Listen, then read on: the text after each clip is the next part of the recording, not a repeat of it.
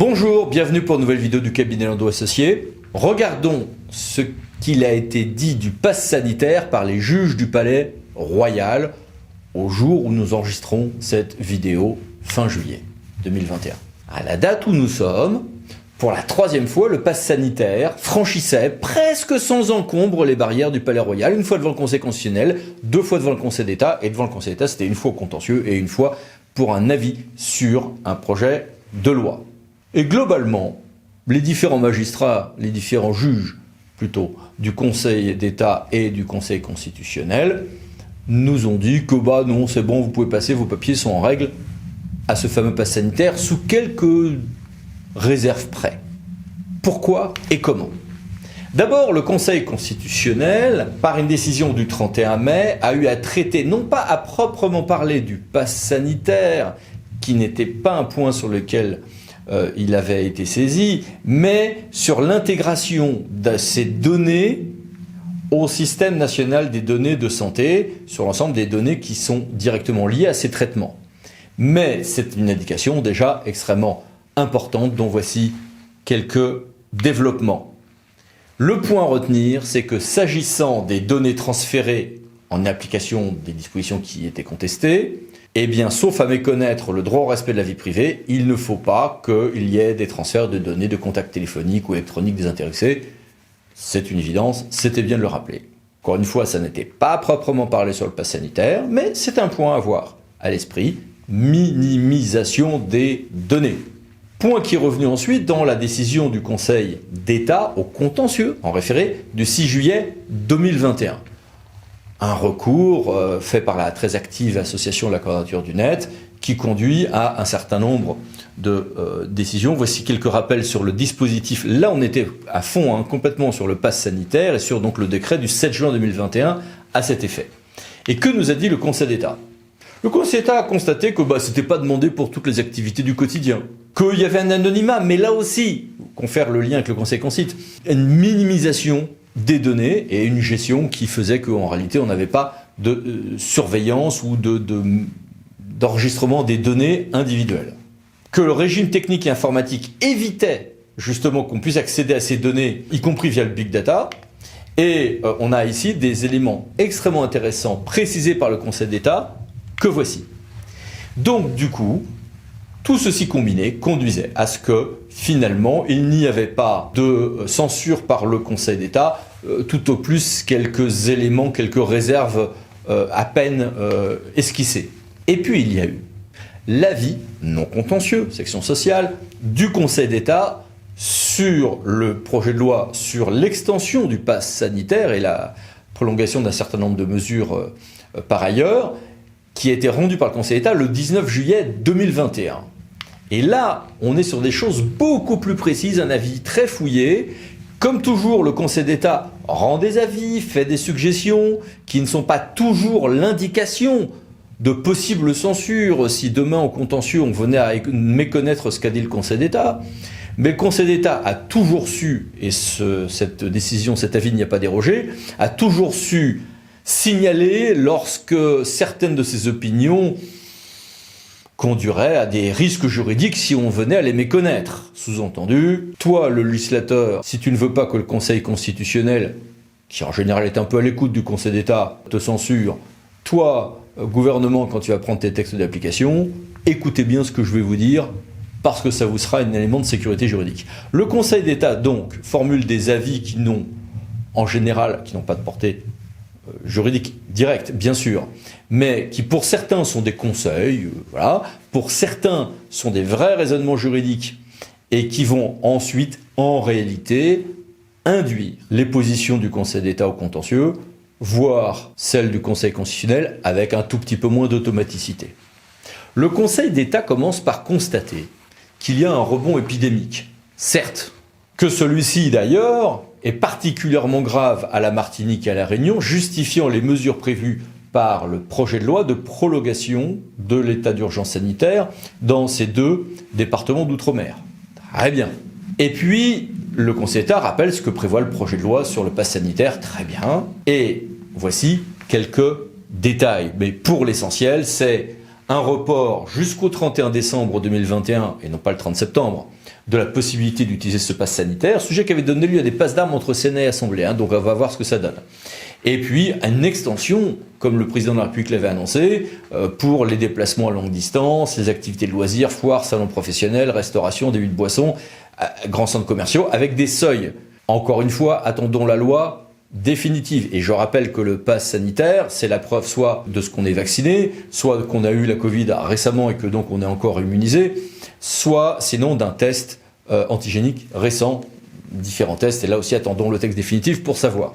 Le Conseil d'État, ensuite, dans son avis, nous dit attendez, moi, mon travail à moi, Conseil d'État, à ce stade, c'est comme toujours, c'est quand on parle de pouvoir de police, faire un contrôle de proportionnalité. Voilà, au regard des mesures en question et puis des nécessités et des libertés, quel équilibre je trouve. Voilà, contrôle de proportionnalité. Deuxième chose, il y a des bornes à ne pas franchir, ça, pas touche. Le Conseil d'État rappelle ceci, évidemment formulé en d'autres termes. Et sur les éléments qui doivent être pris en compte, il y a évidemment la liberté, le droit au respect de la vie privée, familiale, etc. Le Conseil d'État n'est pas dupe sur le dispositif. Il a très bien compris que la généralisation du pass sanitaire, sauf à aimer particulièrement aller de test PCR en test PCR tous les 2 jours, conduisait en réalité à faire une obligation de vaccination qui ne dit pas son nom. Le Conseil d'État n'est pas dupe. Mais le Conseil d'État ne le rejette pas, il n'y voit pas une illégalité de principe. Et derrière ceci, il y a un cadre juridique qui est à connaître. C'est que d'abord, la vaccination obligatoire, ça existe.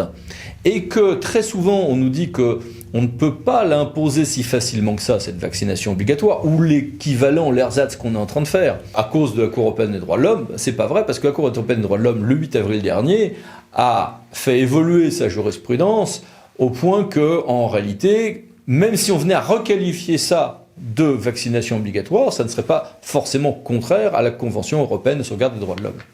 Le Conseil d'État prolonge son raisonnement en nous disant que l'application du pass sanitaire pour ces différents éléments peuvent donc conduire à un objectif qui consiste à inciter les personnes concernées à se faire vacciner. Si on vérifie qu'on ne franchit pas les bornes posées par le Conseil d'État et qu'on a un contrôle de proportionnalité, pourquoi pas? En gros, le Conseil d'État ne le dit pas comme ça, mais ça revient à ça. Revenons aux fondamentaux. Le Conseil d'État nous dit, moi je vais regarder.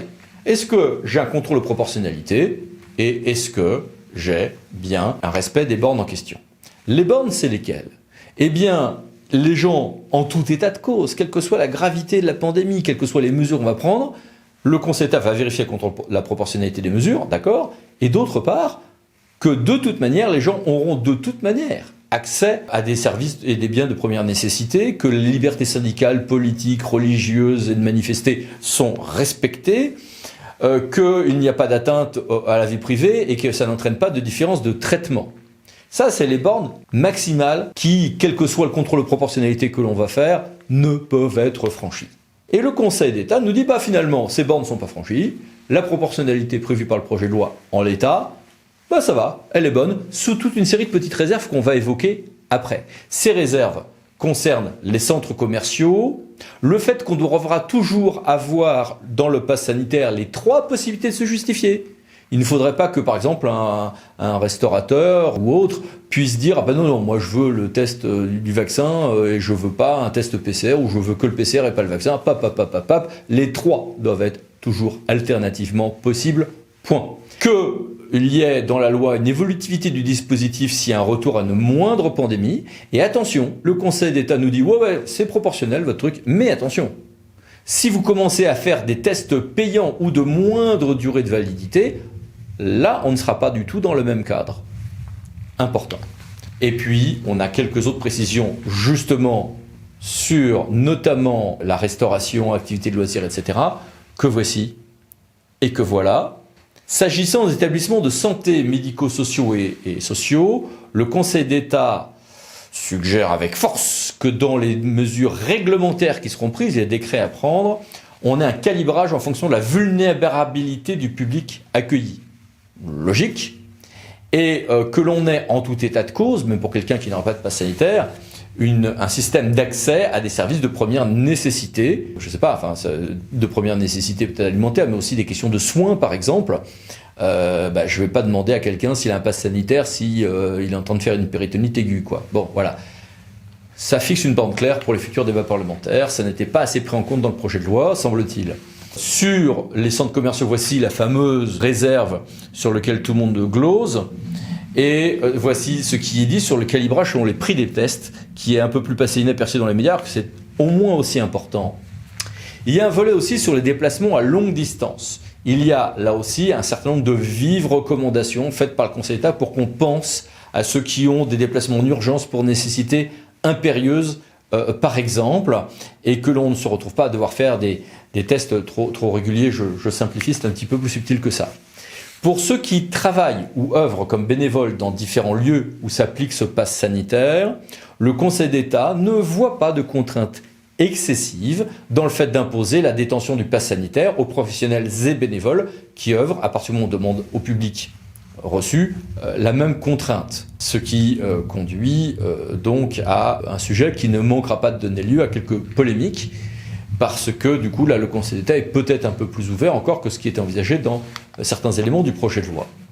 Sur les dérogations médicales en revanche, le Conseil d'État invite vivement le législateur à prévoir des dérogations pour les jeunes enfants et pour ceux qui médicalement ne sont pas en situation de pouvoir se faire vacciner. Ce n'est pas non plus en gros un test PCR tous les 2 jours. Bon. Pour les professionnels qui basculeraient ou non dans l'obligation vaccinale et sur les agents publics ou privés qui refuseraient cette vaccination, les passages de l'avis du Conseil d'État sont très longs en 2 emplacements différents. Ça mériterait une vidéo d'une demi-heure rien que de décortiquer tout ça, alors que ce sont des sujets très importants et que ceci va probablement beaucoup évoluer au fil des débats parlementaires. Donc je vous ai mis le texte brut. N'hésitez pas à mettre votre vidéo en pause, ici et là. Attendons de voir le texte définitif, sachant que d'ailleurs le projet de loi prévoit bien qu'il y aura des autorisations d'absence sans perte de rémunération, droit, congé ou ancienneté pour ceux, agents du public ou salariés du privé, qui iraient se faire vacciner. L'avis du Conseil d'État est assez disert aussi sur les questions d'anonymat et de gestion des données médicales. Mais là, on est dans la prolongation de ce qui a déjà été fait. Sur les sanctions pénales, le Conseil d'État, on a même le sentiment qu'il s'en amuse, signale que dans des échanges un peu informels, ils avaient déjà corrigé la copie du gouvernement qui prévoyait des sanctions extrêmement fortes et qui aujourd'hui n'apparaîtraient qu'à la 3e incartade. Sur les régimes d'isolement et de quarantaine, on reprend ce qui existe déjà, mais avec toute une série de conseils, de recommandations, mais qui continuerait à faire de la France un pays très souple sur ce point par rapport à beaucoup. Et puis, point important, sur les preuves de respect de l'obligation vaccinale ou autre, le Conseil d'État insiste pour le fait qu'on puisse avoir à présenter des documents qui ne permettent pas d'identifier la raison pour laquelle on a son pass sanitaire, sont parce qu'on a été vacciné ou parce qu'on a eu récemment la Covid ou parce que l'on a bien un test récent. Donc on va sans doute passer vers des systèmes de QR code ou autres qui n'indiquent pas ce dont il s'agit, ce qui n'est pas le cas aujourd'hui. Et puis quelques autres éléments, dont pour les contentieux vaccinaux, une extension des compétences de l'ONIAM qui est pour le coup très logique, et quelques dispositions sur les parties ultramarines, mais pour lesquelles le Conseil d'État n'a pas grand-chose à dire de précis. Reste à connaître donc la future loi, reste à connaître la décision que le Conseil constitutionnel rendra ensuite, reste à connaître les futurs décrets, reste à connaître là où probablement les futures décisions qui seront rendues par le Conseil d'État sur tout ceci. Donc on n'est qu'au début d'une nouvelle pandémie, c'est une pandémie de décisions juridictionnelles sur le pass sanitaire. Mais on voit bien que le cadre est déjà globalement fixé. On va avoir des jurisprudences qui vont affiner, qui vont nuancer, on va avoir des textes qui vont nous surprendre sur certains points, mais le cadre général, maintenant, on le connaît. Sur la partie qui est celle du droit du travail, sur la partie des personnes qui le refusent et qui du coup ne peuvent plus travailler, là par contre, on va avoir, au-delà de ce qui était dit par le Conseil d'État, probablement des positions qui vont être évolutives, d'autant qu'en plus, pour certains côtés, on aura la Cour de cassation qui aura à se prononcer, qui, à ce jour, pour les services de droit privé, n'a pas dit mot à ce sujet. Donc, à suivre, ça promet d'être assez passionnant. Merci, à bientôt, au revoir.